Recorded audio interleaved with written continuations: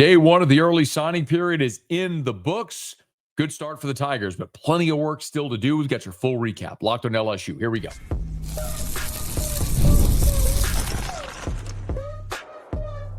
You are Locked On LSU, your daily podcast on the LSU Tigers. Part of the Locked On Podcast Network, your team every day. Okay, let's get it. It is Locked On LSU, your team every day. I'm your host, Matt Moscona. Thanks so much for making us your first listen. We're free, available wherever you get great podcasts, of course, on YouTube as well. So please subscribe. As always, one of the fastest ways to help us grow is by leaving your comments below. So thank you sincerely for that. And thank you for helping make the Locked On Podcast Network the #1 sports podcast network in the world. Today's episode is brought to you by FanDuel. If you want to be right in the middle of the action this season, visit FanDuel.com and place your NFL live bets all season long. Day one of the early signing period is in the books, and it was a really productive day for Lane Kiffin and the LSU staff, with still a lot of work to do with some big-time prospects not putting pen to paper, but they have until Friday still to do that, and several of them have already announced they plan to make their signing to sign by Friday. The question is, will it be with LSU? So we'll get into all that.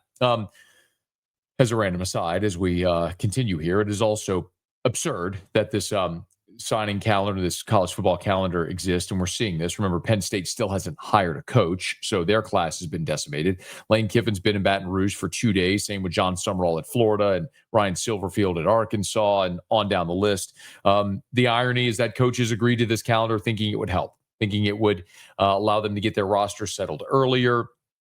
But all it's done is complicate the issue in things like this, where we think about Bama and Georgia preparing, all the teams preparing for conference championship games, and here, smack dab in the middle of their preparation for a conference championship game, it's the early signing period. So the college football calendar is stupid. Hopefully they change it eventually, but it is what it is at this point. We have to talk about it. So let's start with the two biggest names that everybody wants to know about. And that, of course, is Richard Anderson and Lamar Brown. Lamar Brown, the #1 player in the country, regardless of position, from U-High in Baton Rouge. Richard Anderson, the #1 defensive tackle in the country from Edna Carr in New Orleans. Both prospects on Tuesday sounded like they were going to delay their signing with LSU.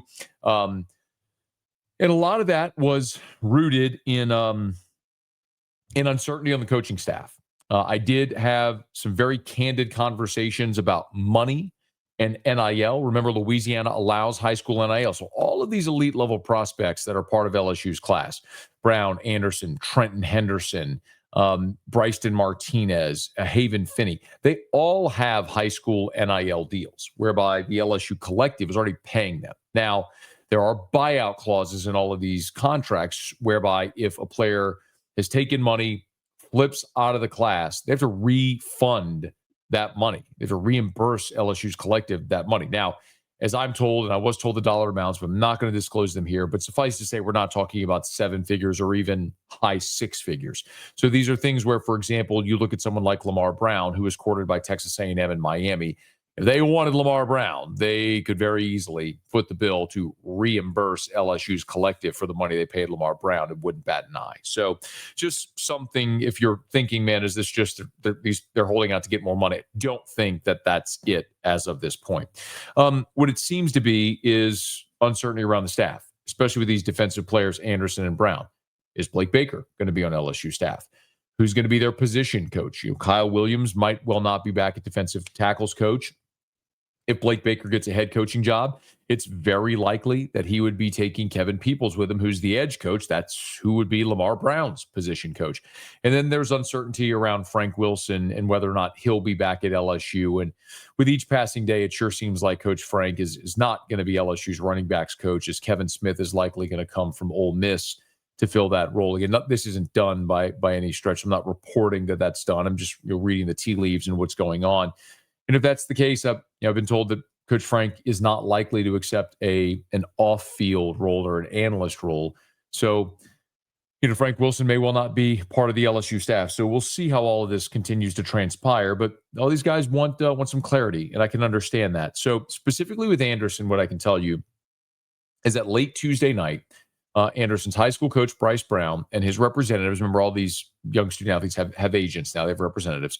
So Anderson's representatives and Bryce Brown, his high school coach, went to LSU football operations and had a 3-hour meeting with Lane Kiffin, general manager Billy Glasscock, and defensive coordinator Blake Baker. I'm told that meeting provided clarity. They left that meeting feeling very good about the situation, very impressed with Lane Kiffin, his transparency, and then also the plan that Billy Glasscock, the general manager, put forward. They were going to express that to Richard Anderson, let him sleep on it. He'd make a decision. Ultimately, Anderson decided to put pen to paper and sign with the LSU Tigers. He made that announcement during a ceremony at Edna Carr. He signed the paper. Now, incidentally, as we record this episode, LSU still has not added Richard Anderson's name to its official list of signees, even though he made the announcement publicly, and Anderson did. And we saw there's video of him signing a piece of paper, but he still has to submit that paperwork to LSU before they officially announce it. So the fact that LSU still has not, as of here on Wednesday night, officially announced it says maybe they didn't get the paperwork submitted. So we'll hold the phone there, but all things look good there. As for Brown, Lamar Brown, that one is, I would say, a little bit up in the air still. He is still committed to LSU. And most people, I talked to plenty of people around LSU today. And I'm talking about staff members, boosters, people that know Lamar Brown very well.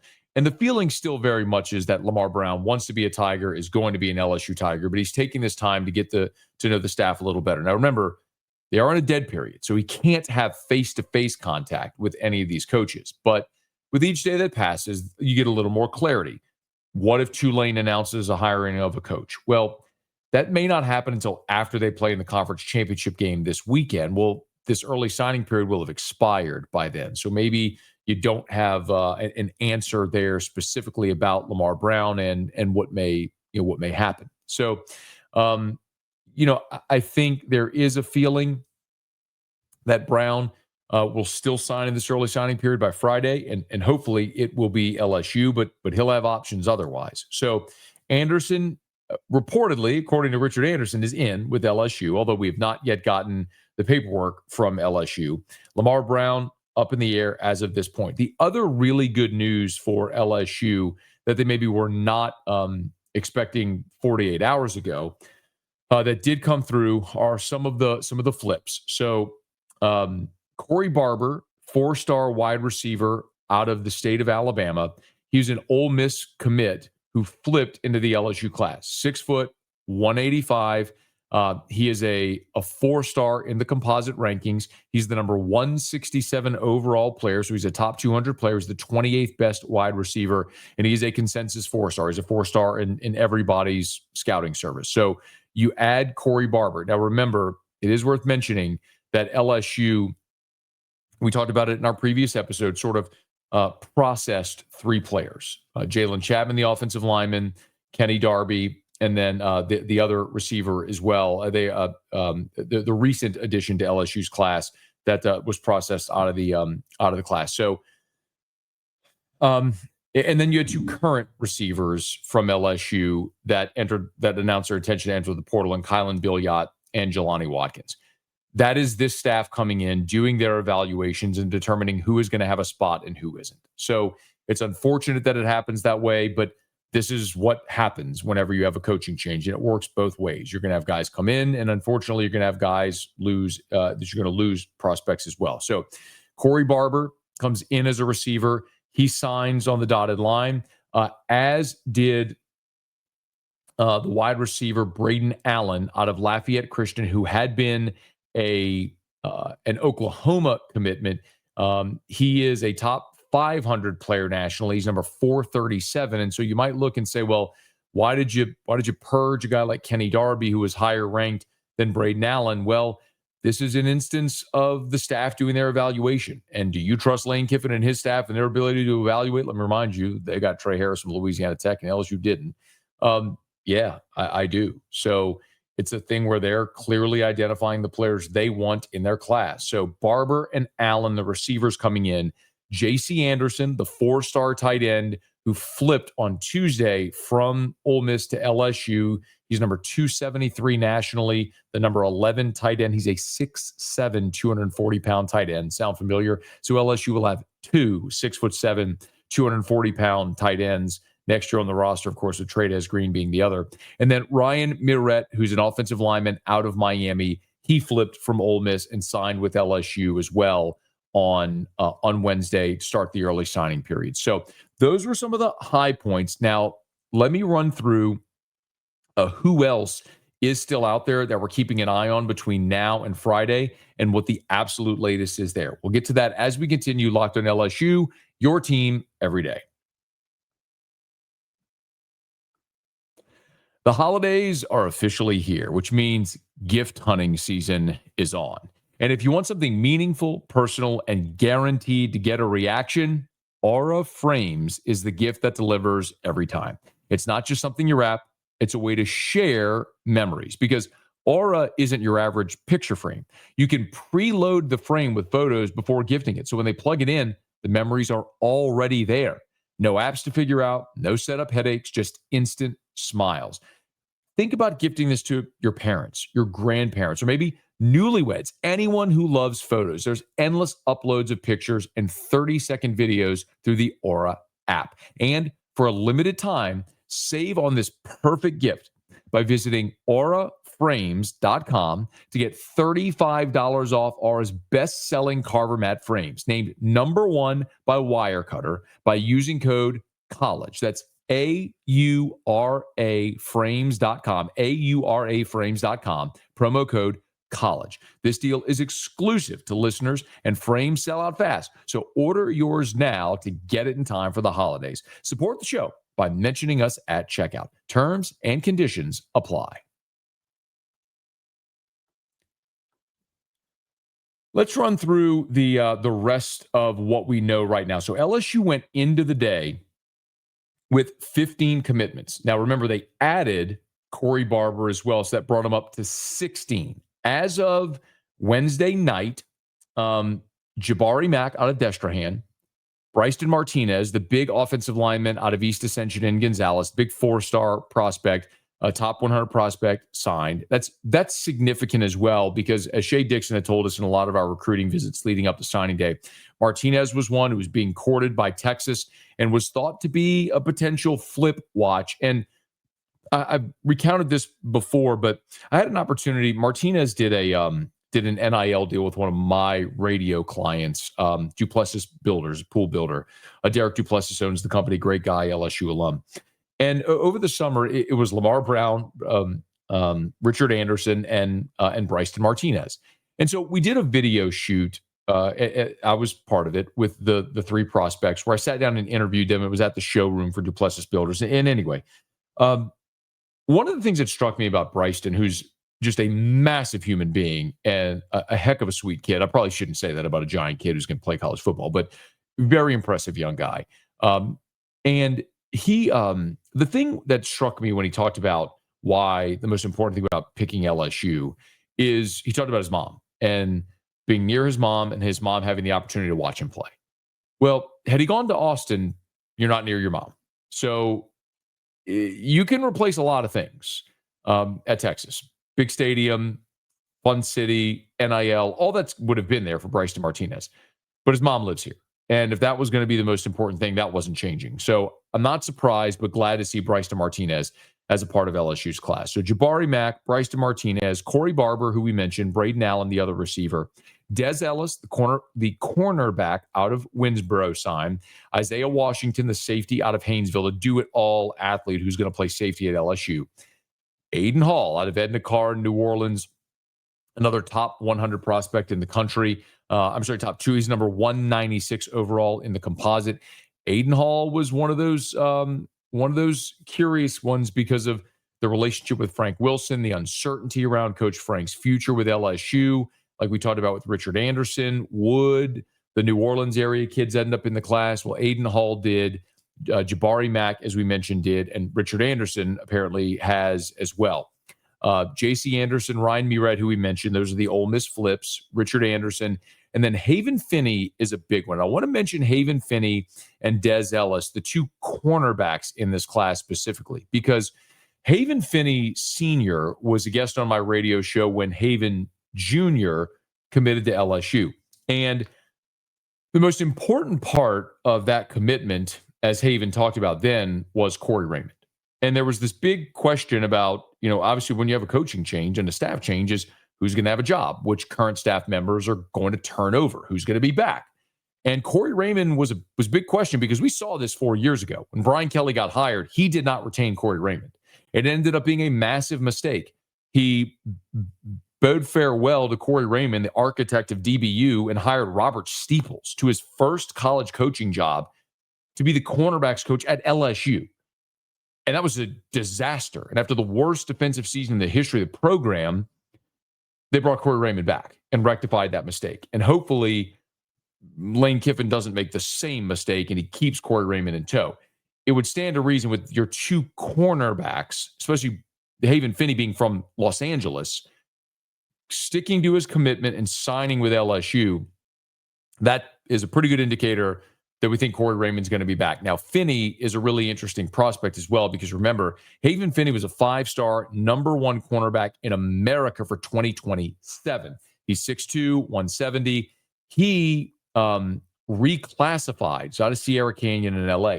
He reclassified to 2026. So in the 26 class, he is the number 105 overall prospect, the 14th best corner. But remember, this is a high school sophomore. So high school junior. So he'll be coming to college a year early, effectively. So, but Haven Finney signing is a big deal and certainly would stand to reason that's an indicator that they anticipate Corey Raymond will, in fact, be back. So that leaves left for LSU commitments that have not signed. We mentioned Lamar Brown. Deuce Gerald's will not sign on Wednesday, or did not sign on Wednesday, but expects to sign by Friday. So he will have a signing ceremony on Friday at his school. He's a big 4-star defensive lineman. LSU beat out Oregon for Gerald's. 6'1", 270, the number 48 overall prospect in the country. It is worth mentioning that Gerald's has a relationship with Frank Wilson. Gerald's father played at Ole Miss when Frank Wilson was an assistant at Ole Miss, and he was recruited by Frank Wilson to Ole Miss. So it could be one of those where they're waiting to see what happens with Coach Frank, because that's where the relationship is. Trenton Henderson, the 4-star edge out of Pensacola, also announced on his social media he will sign on Friday. Dylan Purter, the 4-star safety out of Alabama, did not sign either. And then Bryson Cooley, this is an interesting one because he's a 4-star offensive tackle out of Laurel, Mississippi, committed to LSU, but our friend Billy Embody from On 3 reported he'll sign on Friday, and he is considering Ole Miss and Alabama. So Cooley was one of those guys committed to LSU that was considered a flip risk to Ole Miss when Lane Kiffin was there. Well, now Lane Kiffin is in Baton Rouge. So it would stand to reason Bryson Cooley would stick with that commitment, but we'll see how it plays out, and we'll know on Friday definitively. So again, LSU is waiting on 5 more signatures. Lamar Brown, Deuce Gerald's, Trenton Henderson, Dylan Purter, Bryson Cooley. And there's one wild card, and it is a quarterback. And I don't mean to bury the lead here, but Landon Duckworth is a guy that visited LSU for the Louisiana Tech game earlier this season. He's a quarterback out of the state of Alabama who's committed to South Carolina. Well, he's long thought to have been a potential flip risk. To this point, he has stuck with South Carolina. But on Wednesday, Steve Wiltfong from On 3 put in a prediction for Duckworth to flip his commitment from South Carolina to LSU and to sign with the Tigers. Now, Duckworth did not sign with anybody on Wednesday, South Carolina or LSU, but his big-time prospect, number 144 nationally. He's a top 10 quarterback in the country. As a matter of fact, ESPN ranks him as the 6th best quarterback in the country. So you're talking about an elite-level quarterback, and LSU needs a quarterback because Nussmeier's gone. You've got Michael Van Buren, but who knows if he's back. You've got Colin Hurley, but he's taken a leave from the team. And then you've got a walk-on and Emil Picarella and Juwan Johnson, who is he a quarterback, a running back, a defensive back? By the way, Ole Miss had 6 quarterbacks on their team this year. 6. Lane Kiffin undeniably is going to go in the transfer portal and add a quarterback or two. And I would love to see Trinidad Chambliss be one of them if he gets another year of eligibility, to be determined. But the bottom line is you got to have quarterbacks, and this could be a really good opportunity for LSU to get a young quarterback in the fold with Landon Duckworth before Friday in this early signing period ending. So we'll keep an eye there as well. So that's the wild card. 5 more commitments waiting to see if they put pen to paper for the Tigers, and then keep an eye on the quarterback, Landon Duckworth. Also, Wednesday was eventful as we learned 2 more staff members are joining Lane Kiffin, and one pretty significant staff member will not return to Baton Rouge. We'll discuss that as we wrap up Locked on LSU, your team every day. NFL Sundays move fast. One big play, and suddenly everything feels different. That's what makes live betting with FanDuel so exciting. You're not just watching the game. You're reacting to it in real time. With FanDuel, you can place bets as the action unfolds. Every drive, every momentum swing, every highlight moment. Live betting is best when the game starts to shift. A receiver gets hot, a defense tightens up, or the moment flips after a turnover. FanDuel lets you jump into those momentum-changing moments. Live spreads and money lines adjust instantly. Player props update as guys heat up. You can bet next touchdown scores, drive results, totals, and more. It keeps you locked into every snap, every drive, every possibility. So if you want to be right in the middle of the action this season, visit FanDuel.com and place your NFL live bets all season long. FanDuel, the game moves fast, and so can you. Football Scoop is reporting that Austin Thomas, LSU's GM, will not be back at LSU under Lane Kiffin. And that shouldn't come as a great surprise. We've talked about it quite a bit. As a matter of fact, we've mentioned openly, of course, Ole Miss general manager Billy Glasscock coming and joining Lane Kiffin's staff in Baton Rouge. But the question that a lot of people had was, even with Billy Glasscock coming, could Austin Thomas maybe have a particular role? There's been a lot of speculation about Austin and Lane Kiffin and maybe not having the best relationship. I don't know that that's a total secret. I hate to be speculative, and I don't want to rumor monger. I don't think either have spoken openly about this, but there might well be some things that have happened. And listen, let's be honest. I mean, Austin Thomas was at Ole Miss and left Lane Kiffin's staff to come back to Baton Rouge in January of 2024. So Austin's been here about 2 years in his most recent stint with the Tigers. But he and Lane have a long history. He was with Lane at Tennessee in 2009 before going to Southern Cal together. And Austin's moved around a bunch, joined LSU. He's been to places like Baylor and Texas A&M, and then of course Ole Miss. And he's moved around a bunch, and he's a brilliant guy. And I've talked about Austin a ton here. I think the world of him, both professionally and personally. He's great.